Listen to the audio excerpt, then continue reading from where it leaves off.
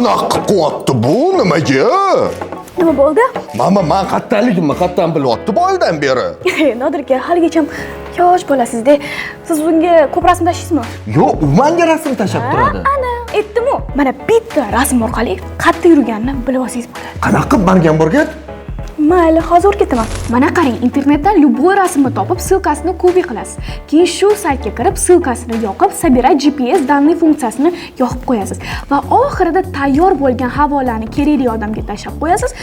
Mana qarang, havola orqali o'tishganda sizga ular turgan lokatsiyasini ko'rsatib turadi. Vau, qoyil, lekin sen buni qayerdan bilasan? Kimlarga rasm tashyapsan? Aka, men Ayselga obuna bo'lib qo'yganman.